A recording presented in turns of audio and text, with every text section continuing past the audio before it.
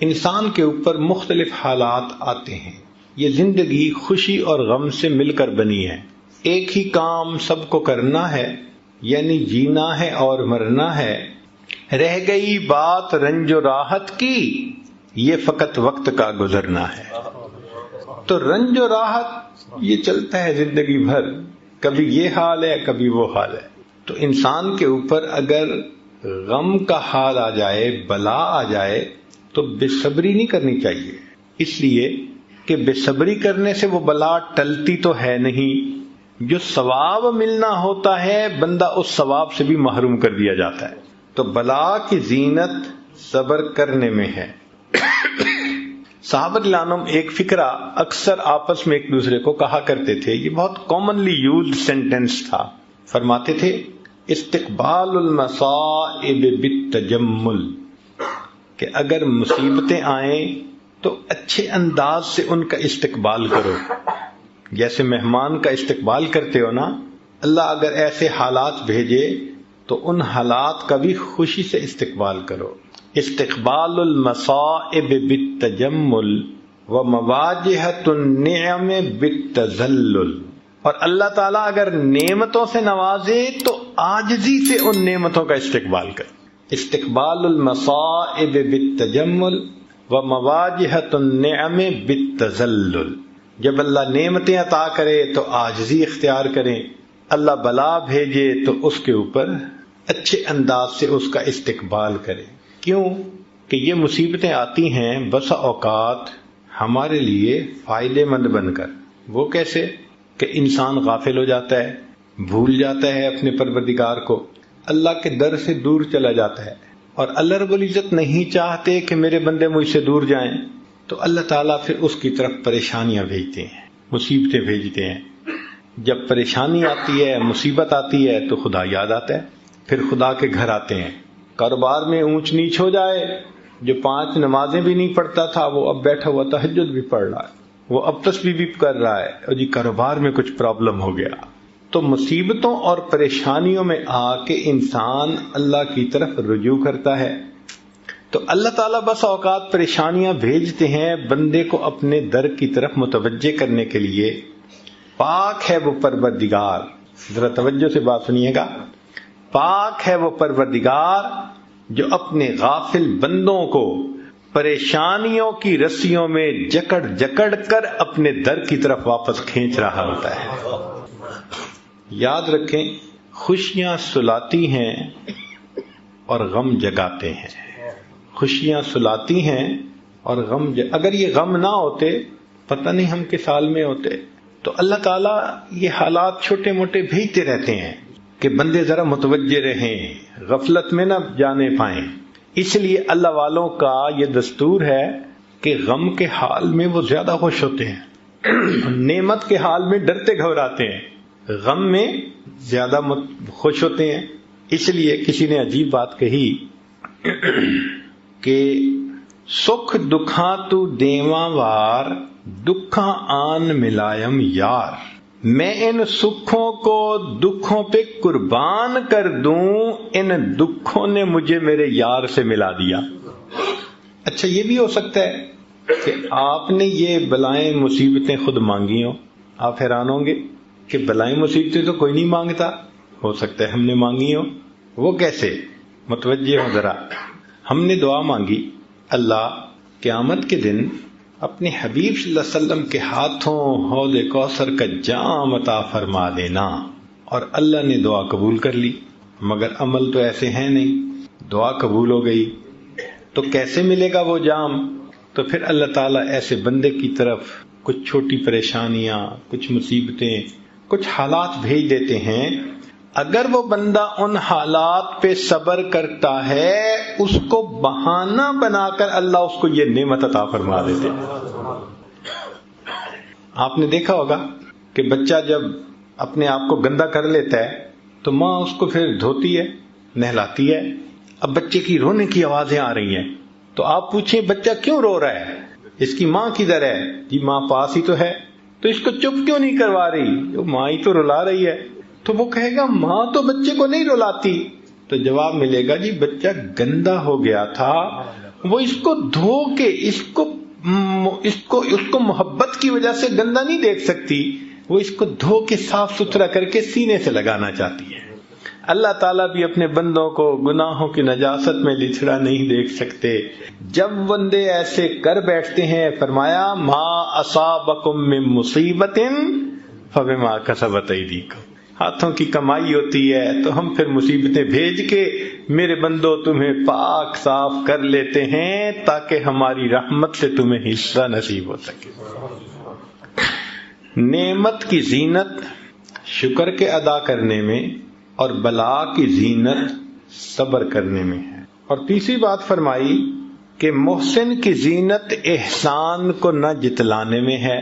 اگر ہمیں کسی کے ساتھ بھلائی کرنے کا اللہ موقع عطا فرما دے تو ہمیں چاہیے کہ جتلائیں نہ۔ کیوں؟ نیکی کر دریا میں ڈال، اگر جتلا دیا تو وہ نیکی کا بدلہ مل گیا۔ فرمایا لا تبطلوا صدقاتکم بالمن والاذی، تم اگر صدقات بھی دیتے ہو تو ان کو احسان چڑھا کے ضائع مت کرو۔ ہمارے مشائخ دائیں ہاتھ سے اس طرح نیکی کرتے تھے کہ بائیں ہاتھ کو پتہ نہیں چلا کرتا تھا، اور آج ہمارا بالکل وہی حال ہے، ہم دائیں ہاتھ سے اس طرح گناہ کرتے ہیں کہ بائیں ہاتھ کو پتہ نہیں چلنے دیتے۔ تو جس طرح ہم گناہوں کو چھپا لیتے ہیں، ہمارے مشائخ نیکیاں کر کے ان کو اس طرح چھپا لیا کرتے تھے۔ امام اعظم ابو حنیفہ رحمۃ اللہ علیہ گرمی کے موسم میں سخت دھوپ کے اندر کھڑے ہیں، پسینہ آ رہا ہے، ایک واقف کار وہاں سے گزرا، اس نے کہا حضرت چلچلاتی دھوپ ہے، پسینہ آ رہا ہے اور آپ دھوپ میں کھڑے ہیں، یہ دیوار کے سائے میں آ جاتے، چھاؤں میں آ جاتے۔ تو حضرت نے فرمایا کہ نہیں، میں چھاؤں میں کھڑا نہیں ہوں گا۔ اس نے پوچھا کیوں؟ فرمایا کہ صاحب خانہ نے مجھ سے قرضہ لیا ہوا تھا اور آج اس نے واپس کرنے کے لیے مجھے بلایا تھا، میں نے دروازہ کھٹکھٹایا ہے، دھوپ میں اس لیے کھڑا ہوں کہ اس قرضے کے بدلے اس کی دیوار کے سائے کا بھی فائدہ نہیں اٹھانا چاہتا، یہ بھی نہ سود بن جائے۔ چنانچہ سلف صالحین اگر کسی کا بھلا کرنا چاہتے تھے، خدمت کرنا چاہتے تھے، تو رات کو ان کے دروازے کھول کے جو سامان ہوتا تھا ان کے گھر کے اندر ڈال کے اور اوپر پیغام دے دیتے تھے کہ یہ تمہارے لیے فلاں ہے، اور اس لیے ایسا کرتے تھے کہ یہ بھی پتہ نہ چلے کہ ہمارے ساتھ یہ بھلا کس بندے نے کیا ہے۔ چنانچہ سیدنا صدیق اکبر لانو کا زمانہ خلافت ہے، عجیب واقعہ ہے۔ عمر لانو ملنے کے لیے آئے تو دیکھا کہ وہاں پر ایک کاغذ پڑا ہوا ہے، جو بھی چمڑے کی کوئی چیز تھی، اور اس پر لوگوں کے نام لکھے ہوئے ہیں جو سینئر سٹیزن تھے، زیادہ بوڑھے تھے یا معذور لوگ تھے، ہینڈی کیپ تھے، اور ان کو خدمت کی ضرورت تھی، اور جس نے ان کی خدمت ذمے لی ان کا بھی نام آگے لکھا ہوا تھا۔ اس کی خدمت اس نے ذمے لے لی، اس کی اس نے لے لی، اس کی اس نے۔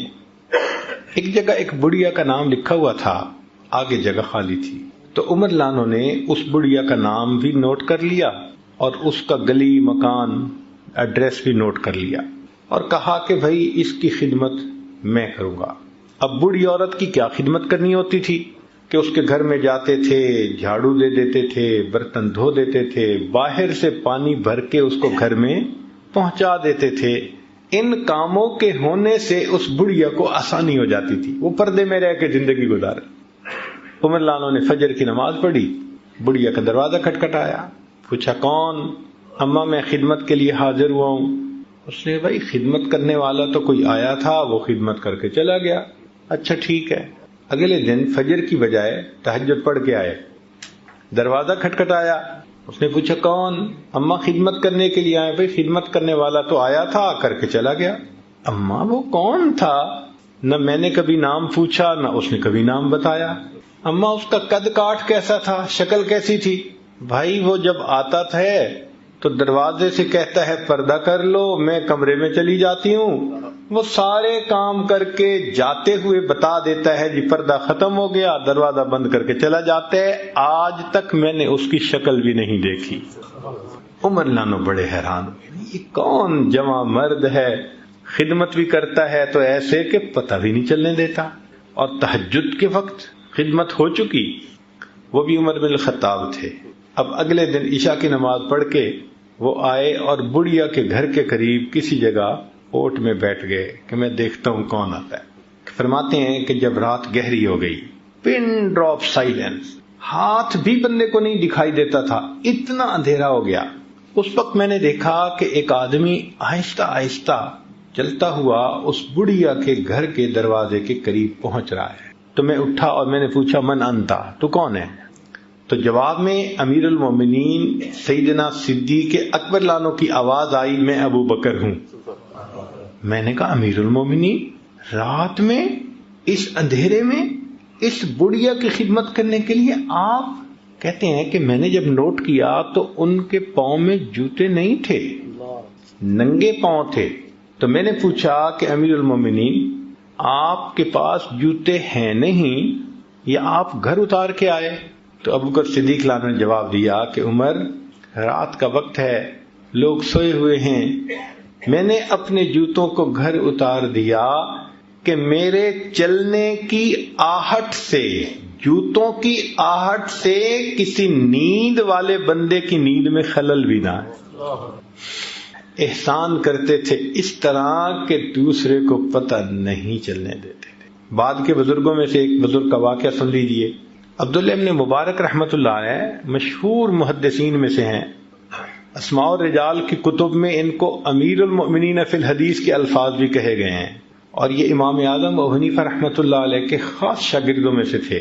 جب جاتے تھے تو امام احمد بن حنبل رحمۃ اللہ علیہ اپنی جگہ سے اٹھ کر ان کو اپنے مصلی پہ بٹھاتے تھے اور فرماتے تھے کہ مشرق اور مغرب کے عالم ہمارے پاس آ گئے. ایسی اللہ نے شان عطا کی تھی. ایک وقت میں 40,000 طلباء ان کے پاس بیٹھ کر حدیث مبارکہ پڑھا کرتے تھے. اتنے بڑے شیخ تھے. ان کا واقعہ ہے کہ جب وہ ایک شہر سے دوسرے شہر سفر کرتے تو درمیان میں ایک چھوٹا شہر تھا, وہاں رات گزارتے تھے, اور وہاں پر ایک موٹل تھا جہاں یہ کمرہ کرائے پہ لے لیتے اور رات گزار کے چلے جاتے. اس سرائے میں ایک نوجوان تھا جو کام کرتا تھا, اس کے ساتھ کچھ تعلق ہو گیا, مناسبت ہو گئی. ایک مرتبہ آئے تو پتہ چلا کہ وہ نوجوان نہیں ہے. پوچھا بھی وہ کہاں ہے؟ لوگوں نے کہا کہ حضرت اس کے اوپر تو ایک آفت آ گئی کہ اس نے کسی سے پیسے ادھار لیے تھے اور واپس کرنے کی ایک ڈیڈ لائن دی تھی, اور وہ اپنی ڈیڈ لائن پہ واپس نہیں کر سکا, اور اس بندے نے پولیس کو انفارم کر دیا. تو پولیس نے اس کو پکڑ کے جیل میں بند کر دیا کہ پیسے ادا ہوں گے تو تمہیں ریلیز کریں گے. تو وہ بیچارہ تو جیل میں ہے. اب عبداللہ ابن مبارک رحمۃ اللہ یہ سن کے خاموش ہو گئے. جب صبح ہوئی تو سیدھا پولیس چیف کے پاس اس کو جا کر ملے. بھائی ایک ایسا نوجوان آپ کے حوالات میں ہے. اس نے کہا ہے. وہ کیسے چھوٹ سکتا ہے؟ اس نے کہا سو سمپل کہ جن کے پیسے ادا ہونے ہیں وہ ادا ہو جائیں تو میں اس کو چھوڑ دوں گا. اس نے کہا کوئی اور ادا کر سکتا ہے؟ اس نے کہا بھائی میری طرف سے کوئی ادا کر دے, حق والوں کو حق ملنا چاہیے, میں اس کو چھوڑ دوں گا. فرمانے لگے کہ اس کے پیسے میں ادا کرتا ہوں مگر ایک شرط کے ساتھ. اس نے کہا کون سی شرط؟ کہنے لگے کہ شرط یہ ہے کہ تم نے کسی پر میرا نام ظاہر نہیں کرنا. یہ احسان ہوتا ہے, پتہ بھی نہ چلنے دینا. چنانچہ عبداللہ ابن مبارک رحمۃ اللہ نے پیمنٹ کر دی اور چلے گئے اس شہر سے. بعد میں پولیس چیف نے اس نوجوان کو جب ریلیز کر دیا تو اس کو اتنا پتہ چلا بھائی کسی نے تمہارا قرض دے دیا ہے. کس نے دیا اس کا پتہ نہیں چلا. وہ نوجوان واپس آ گیا. اس کے بعد سال میں کئی مرتبہ آپ اسی جگہ گزرتے, قیام کرتے, وہ نوجوان آپ کو اپنا واقعہ سناتا, میں قید ہو گیا تھا, کسی نے قرضہ ادا کر دیا, پھر میں چھوٹا. حضرت خاموشی سے واقعہ سن لیتے تھے.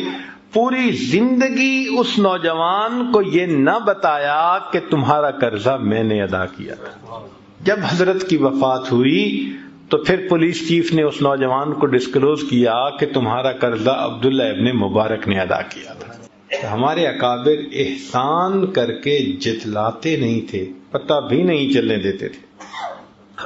اور فرمایا کہ نماز کی زینت خشوع اور خضوع میں ہے, کہ انسان نماز پڑھے تو خشوع اور خضوع کے ساتھ, ظاہرہ بھی تحمل مزاجی سے پڑھے, رکوع اور سجود اچھے طریقے سے ادا کرے اور باطنی طور بھی اللہ کی طرف متوجہ رہے، ادھر ادھر توجہ نہ ہو، نماز کی طرف توجہ۔ آج ہماری نماز عجیب بن گئی ہے، اللہ اکبر کبیرہ۔ حالت یہ ہے کہ امام صاحب نے 4 رکعت کی نیت باندھی اور 2 رکعت کے بعد سلام پھر بیٹھے، تو مقتدیوں سے پوچھا بھائی مجھے غلطی لگ رہی ہے، 2 پڑھی ہیں یا 4 پڑھی ہیں؟ پوری مسجد کے نمازی یقین سے کوئی نہیں کہہ رہا تھا کہ 2 پڑھی ہیں یا 4 پڑھی ہیں، پوری مسجد میں سب تذبذب کا شکار تھے۔ اب امام صاحب حیران، بھائی 2 پڑھی ہیں یا 4، کوئی تو بتائے۔ تو ایک بڑے میاں کھڑے ہوئے، مولانا آپ نے 2 ہی رکعت پڑھی ہیں، پکی بات ہے۔ تو انہوں نے نماز لوٹائی، 4 رکعت پڑھا دی۔ پھر نماز پڑھانے کے بعد وہ بڑے میاں کے پاس آئے، بڑا شکریہ ادا کیا، اللہ بھلا کرے، سارے لوگ بس نماز سے غافل تھے اور آپ کی توجہ تو نماز کی طرف تھی، آپ کو یقین سے پتا کہ 2 رکعت۔ تو بڑے میاں نے جواب دیا کہ مولانا 4 بیٹے ہیں اور 4 رکعت میں ہر رکعت میں بچے کا الگ میں حساب کرتا ہوں بزنس کا، تو آج 2 کا حساب کیا تھا، آپ نے سلام پھیر دیا، اس کا مطلب ہے 2 رکعت پڑھی گئی۔ یہ آج کل ہماری نمازوں کا حال ہے، کھڑے مسجد میں ہوتے ہیں اور پہنچے ہوئے گلی کوچہ بازار میں ہوتے ہیں۔ مجھے تو ایسے لگتا ہے کئی مرتبہ کہ ہوائی جہاز پہ سفر کر رہے ہوتے ہیں نا، تو کچھ مسافروں کو نا نیند آ رہی ہوتی ہے، اونگ رہے ہوتے ہیں، اور جب جہاز لینڈ کرتا ہے نا تو وہ اسی حال میں اونگ رہے ہوتے ہیں، جیسے پہیے زمین پہ لگتے ہیں نا تو ان کی آنکھ کھلتی ہے، اوہ لینڈ کر گئے۔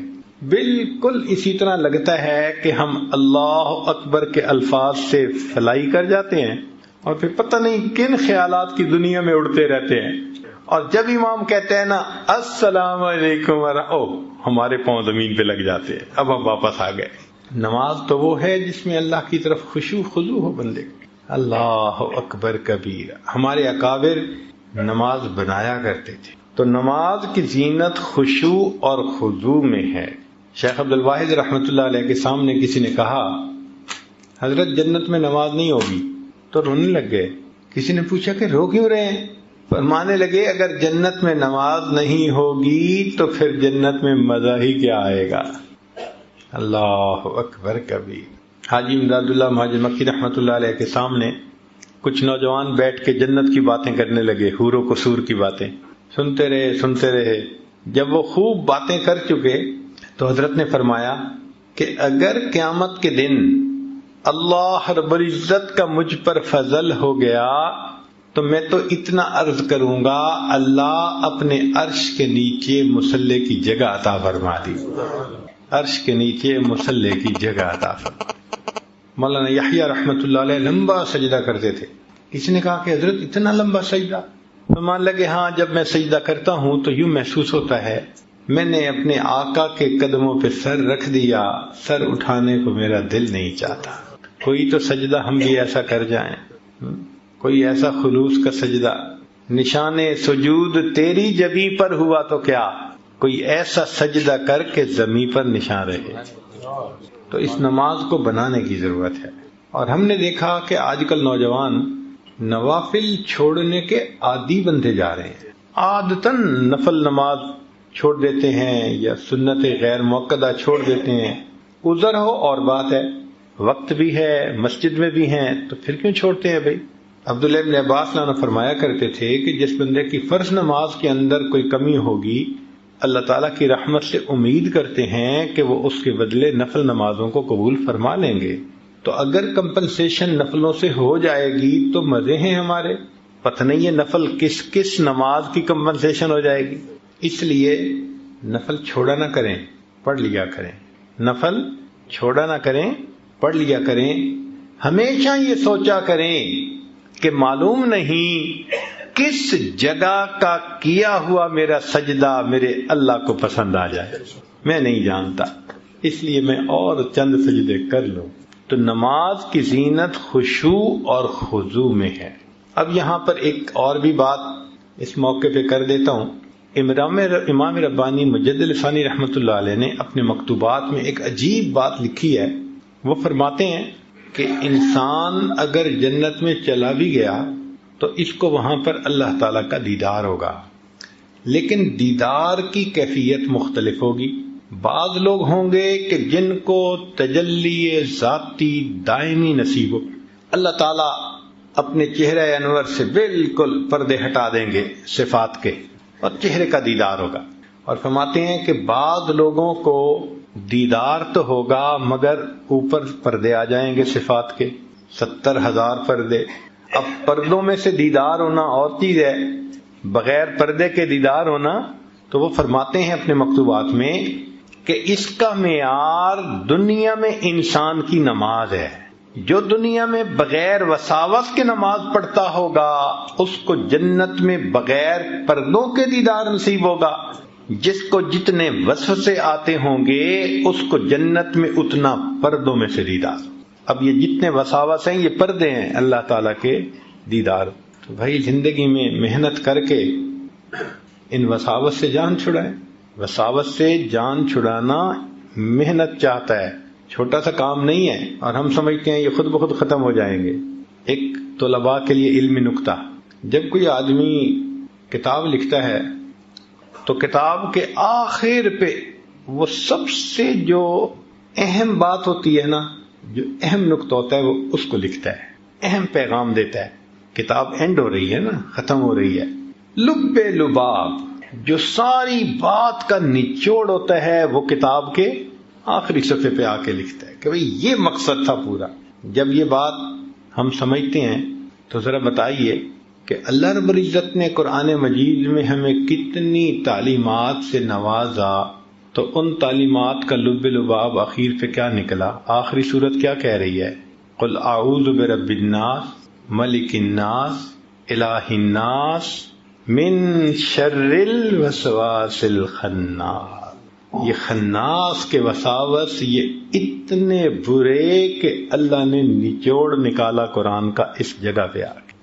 اس سے نجات پاؤ، اللہ کی پناہ مانگو، مگر اس کے لیے محنت کرنی پڑتی ہے۔ نماز بنانے میں ایک اصول یاد رکھیں کہ نماز بنتی ہے بار بار نماز کی مشق کی جائے اور نماز کے باہر اللہ کا ذکر کیا جائے۔ اس کی مثال یوں سمجھیں کہ ایک آدمی اگر ہیوی ویٹ باکسنگ چیمپئن شپ کا مقابلہ کرنا چاہتا ہے تو آپ اس کو دیکھیں گے، کبھی تو وہ جاگنگ کر رہا ہوگا، اور کبھی وہ جمپ کر رہا ہوگا، اور کبھی وہ سپرنگ کھینچ رہا ہوگا، اور کبھی لٹک رہا ہوگا، اور کبھی ایک چمڑے کا تکیہ اس کو مکے مار رہا ہوگا۔ یہ سارے کام وہ کیوں کرتا ہے؟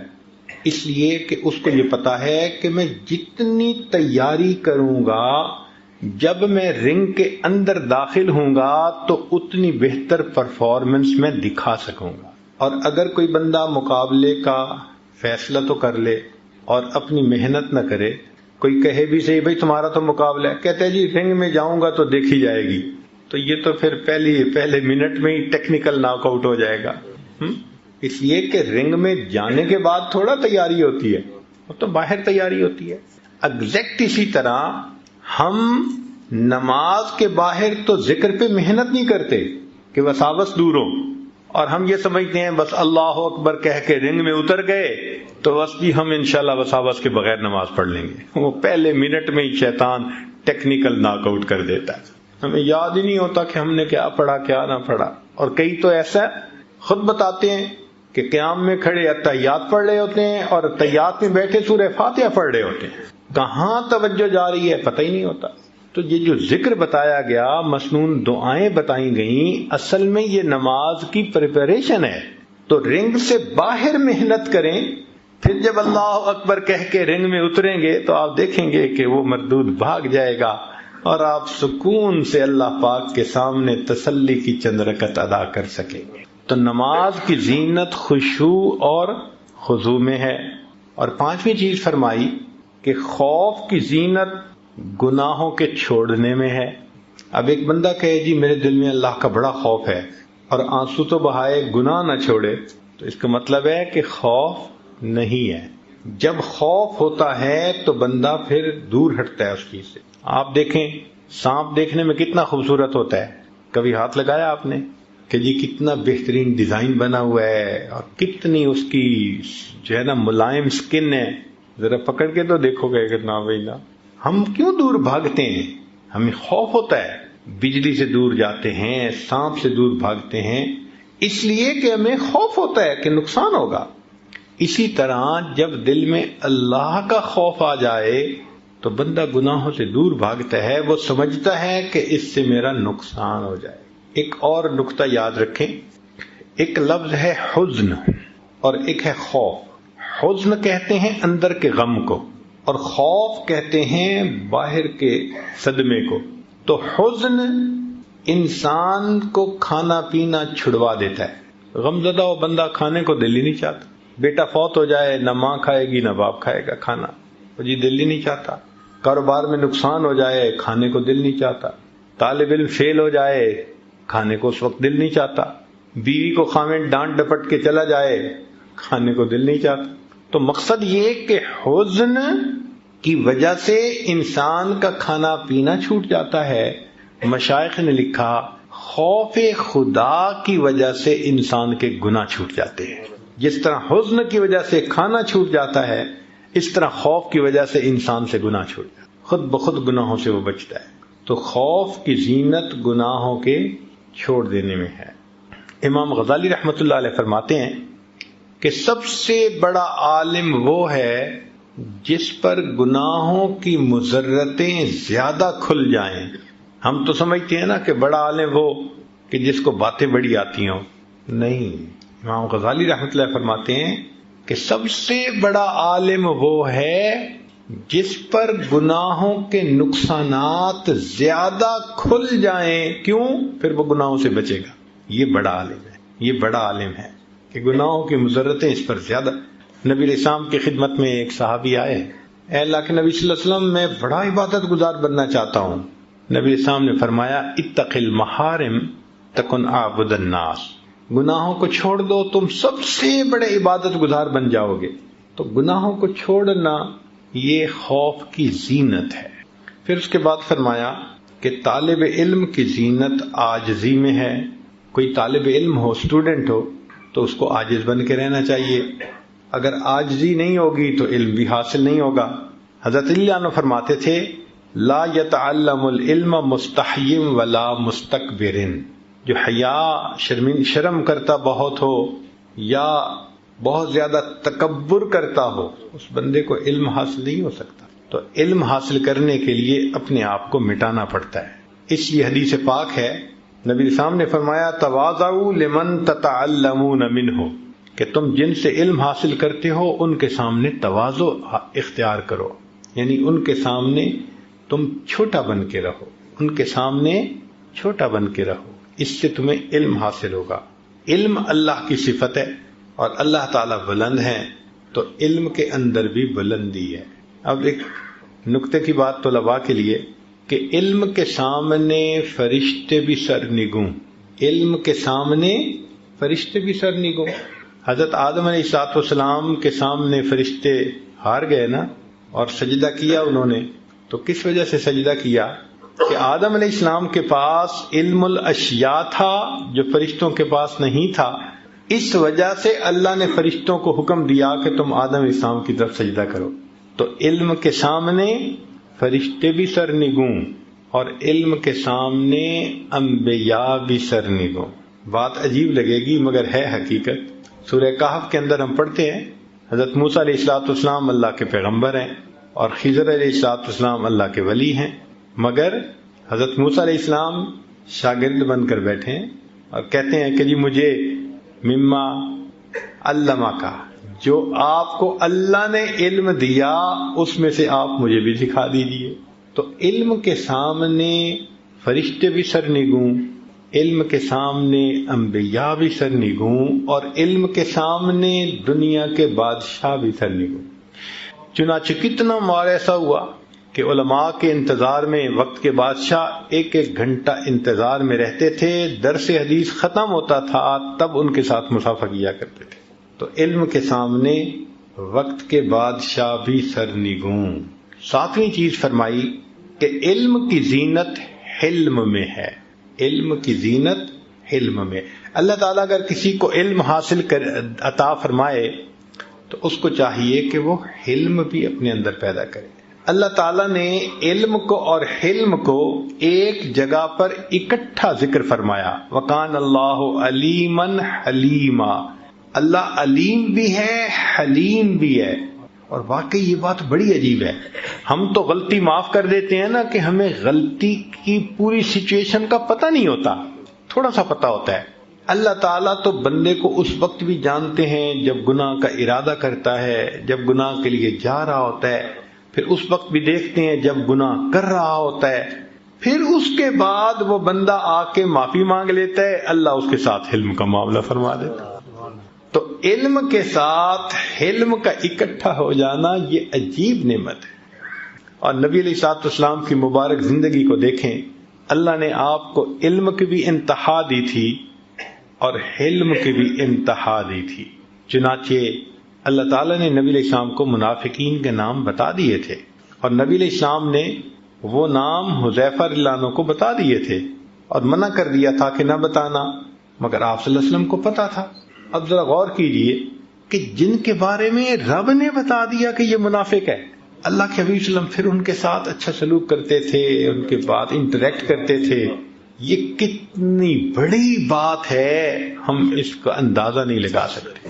حتیٰ کہ جب رئیس المنافقین عبداللہ ابن ابی مرا تو نبی علیہ الصلوۃ والسلام نے اپنا کرتا مبارک اس کو کفن کے لیے عطا فرمایا، اس میں اس کو کفن دو.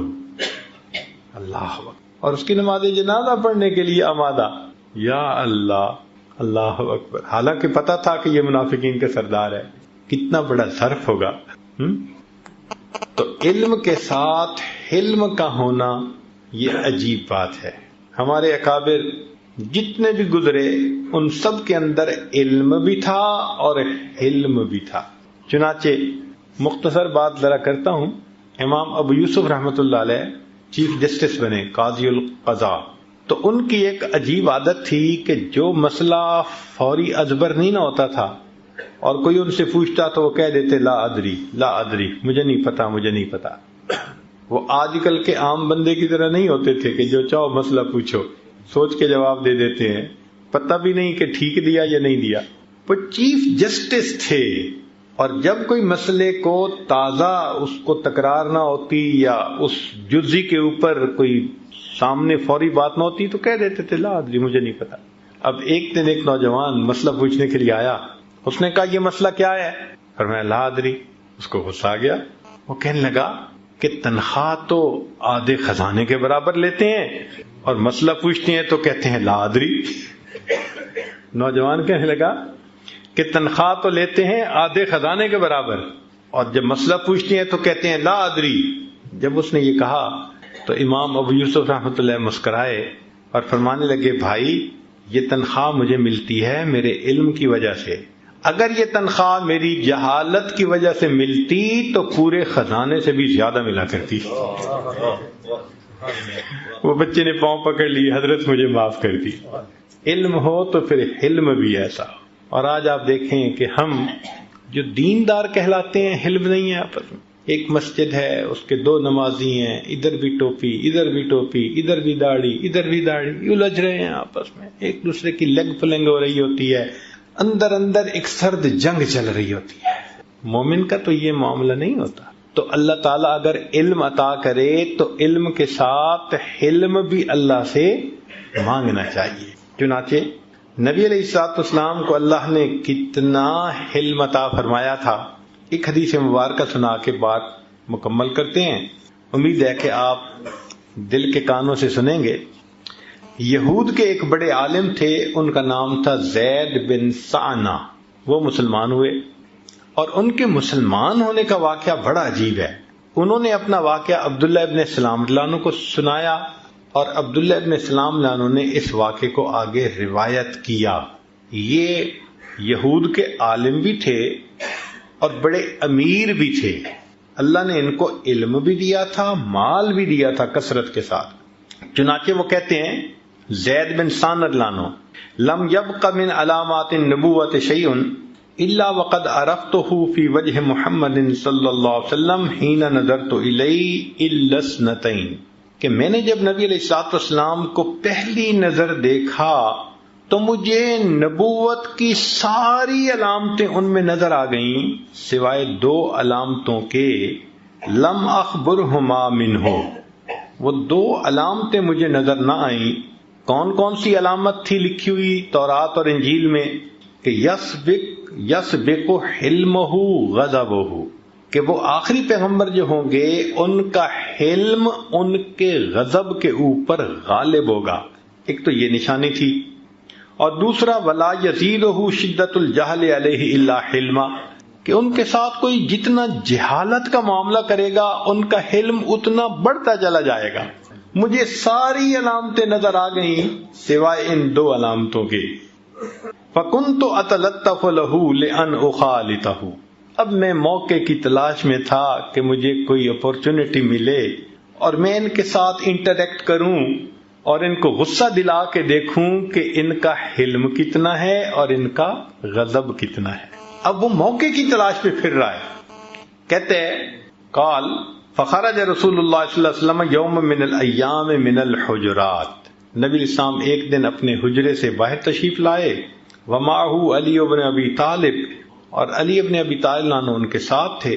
فاتاہ رجل علی راحلتہ کالبدوی، ایک بندہ اپنی سواری پر آیا جیسے بدو ہوتا ہے دیہاتی بندہ، وہ اپنی سواری پہ سوار ہو کر آیا، فقال، اور یہ کہنے لگا، یا رسول اللہ، اے اللہ کے رسول صلی اللہ علیہ وسلم، ان قریۃ بنی فلان قد اسلموا، فلاں بستی کے لوگ مسلمان ہوئے، وقد اصابتہم سنۃ وشدۃ، اور ان کو فاقہ، تنگ دستی، قحط سالی نے گھیر لیا، فإن رأيت أن ترسل إليهم بشيء تعينهم به فعلت، اگر آپ ان کو ہیلپ آؤٹ کرنا چاہتے ہیں تو میں جا رہا ہوں، آپ مجھے کچھ پیسے دیں، میں پہنچا دوں گا، ان کی مدد ہو جائے گی۔ فلم یکم معہ شیء، اللہ کے حبیب صلی اللہ علیہ وسلم کے پاس دینے کے لیے کچھ بھی اس وقت نہیں تھا۔ فدنوت منہ، زید کہتے ہیں کہ میں نے جب یہ سچویشن دیکھی نا تو میں نے کہا بڑا اچھا موقع بن رہا ہے۔ فدنوت منہ، میں ان کے قریب ہو گیا، فقال، اور میں نے کہا، یا محمد، اے محمد صلی اللہ علیہ وسلم، ان رأیت ان تبیعنی تمرا معلوما من حائط بنی فلان الی اجل کذا و کذا، کہ اگر آپ مجھے فلاں باغ کی کھجوریں اس ریٹ پر بیچنے کا سودا کرتے ہیں تو میں آپ کو ایڈوانس پیمنٹ ابھی دے دیتا ہوں۔ میں نے ان کے سامنے ایک رائے پیش کی، آپ کو تو پیسے کی ضرورت ہے نا، تو آپ میرے ساتھ ڈیل کر لیں کہ فلاں باغ کی کھجوریں اس ریٹ پہ دیں گے تو میں آپ کو ایڈوانس ابھی پیمنٹ دے دیتا ہوں۔ فقال، نبی علیہ السلام نے فرمایا، لا یا اخا یہود، اے یہود کے بھائی، نہیں میں نے ایسا نہیں کرنا، ولیکن ابیعک تمرا معلوما الی اجل کذا و کذا، یہ جو تو نے باغ کی شرط لگائی ہے نا، کنڈیشن، اس کو ختم کر، ہاں میں اتنے ریٹ پر تمہیں اتنی کھجوریں فلاں میعاد تک دے دوں گا، موٹی بات کرو۔ کہتے ہیں کہ میں تو انتظار میں تھا، فقلت نعم، میں نے کہا بہت اچھا، فبایعنی وآتیتہ 80 دینارا، اب ڈیل طے ہو گئی اور میں نے 80 دینار ادا کر دیے۔ فآتاہ الرجل، نبی علیہ السلام نے وہ 80 دینار اس بندے کو دے دیے کہ تم جا کے ان لوگوں کو دے دو جن کے اوپر قحط سالی کا معاملہ تھا۔ قال زید، زید کہتے ہیں، فلما کان قبل محل الاجل بیومین او ثلاثۃ، وہ جو ڈیٹ متعین تھی نا، ڈیڈ لائن تھی، اس میں ابھی 2 دن یا 3 دن باقی رہتے تھے۔ خرج رسول اللہ صلی اللہ علیہ وسلم فی جنازۃ رجل من الانصار، نبی علیہ السلام انصار کے کسی بندے کا جنازہ پڑھنے کے لیے نکلے، ومعہ ابو بکر، اور ان کے ساتھ ابو بکر بھی تھے، عمر، عثمان، فی نفر من اصحابہ، صحابہ کی ایک بڑی جماعت تھی، ابو بکر، عمر و عثمان سب ساتھ تھے۔ فلما صلی علی الجنازۃ اتیتہ، اب ذرا سمجھنے والی بات ہے کہ جب نبی علیہ السلام نے جنازہ پڑھا لیا تو وہ کہتے ہیں کہ میں آیا اور پبلکلی سب کے سامنے، فاخذت بمجامع قمیصہ وردائہ ونظرت الیہ بوجہ غلیظ، میں نے نبی علیہ السلام کو کرتا اور تہبند کے جمع ہونے کی جگہ، یعنی یہ جو ہوتی ہے نا کمر ران کی یہ جگہ جہاں دونوں اوور لیپ کر رہے ہوتے ہیں، تو اس جگہ سے آ کے میں نے سب کے سامنے یوں زبردستی پکڑ لیا، وَنَظَرْتُ إِلَيْهِ بِوَجْهٍ غَلِيظٍ، اور بڑا غصے والا چہرہ بنا کے میں نے ان کی طرف دیکھا، ثم قلت، پھر میں نے کہا، الا تقضی یا محمد حقی، اے محمد صلی اللہ علیہ وسلم تم میرا حق کیوں نہیں دیتے؟ فواللہ، اللہ کی قسم، ما علمتکم یا بنی عبد المطلب لسیء القضاء مطل، اے بنی عبد المطلب کی اولاد، میں نے تم جیسا قرضے میں ادا کرنے میں سستی کرنے والا کوئی دیکھا ہی نہیں ہے۔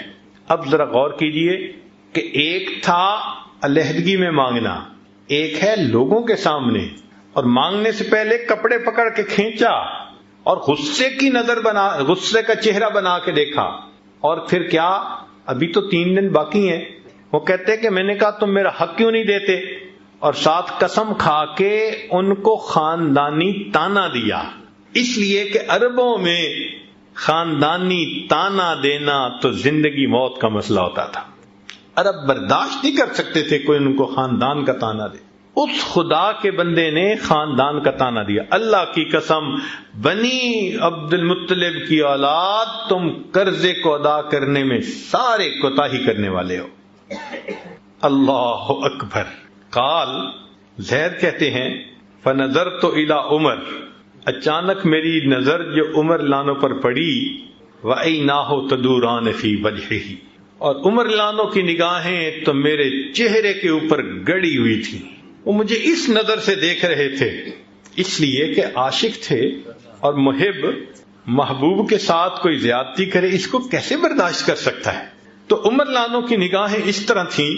وہ کہتے ہیں، ثم قال، عمر لانو مجھے کہنے لگے، ای عدو اللہ، او اللہ کے دشمن، اتقول لرسول اللہ ما اسمعو، تو یہ الفاظ رسول اللہ صلی اللہ علیہ وسلم کو کہہ رہے جو الفاظ میں سن رہا ہوں، فوالذی بعثہ بالحق، قسم ہے اس ذات کی جس نے نبی علیہ السلام کو حق دے کر بھیجا، لولا ما احاذر فوتہ لضربت سیفی رأسک، اگر مجھے تیرا حق فوت ہونے کا ڈر نہ ہوتا کہ تجھے قتل کر دیں گے تو تیرا حق ہے تجھے دینا ہے، اگر یہ نہ ہوتا تو میں تلوار سے تمہاری گردن کو اڑا کے رکھ دیتا۔ یہ عمر لانو نے کہا، برداشت کیسے کر سکتے تھے کہ ان کے سامنے اللہ کے حبیب صلی اللہ علیہ وسلم کے ساتھ کوئی مس بہیو کرے؟ تو عمر لانو کی رگ فاروقی پھڑک گئی اور انہوں نے کہا، اے اللہ کے دشمن، تم یہ الفاظ کہہ رہے ہو کہ جو میں سن رہا ہوں، اگر مجھے تمہارا حق فوت ہونے کا ڈر نہ ہوتا میں تلوار سے تمہاری گردن کو اڑا دیتا۔ ورسول اللہ صلی اللہ علیہ وسلم ینظر الی عمر فی سکون وتبسم، اور رسول اللہ علیہ وسلم عمر لانو کی طرف بڑے سکون اور بڑے تبسم کے ساتھ دیکھ رہے ہیں۔ ثم قال، پھر نبی علیہ السلام نے فرمایا، یا عمر، اے عمر، انا وہو الی غیر ھذا منک احوج، میں اور یہ تیرے کسی اور رویے کے مستحق تھے، ان تأمرہ بحسن الاقتداء وتأمرنی بحسن القضاء، تو اسے سمجھاتا کہ بھائی ڈیمانڈ کرو تو ذرا سلیقے سے مانگو، اور مجھے کہتا کہ جی جب دینا ہی ہے قرضہ تو وقت سے پہلے ادا کرو، تو اسے بھی سمجھاتا اور اے عمر مجھے بھی سمجھاتا۔ یا عمر اذهب یا عمر جاؤ، فقضہ حقہ، اس بندے کو جو اس کا کھجوریں بنتی ہیں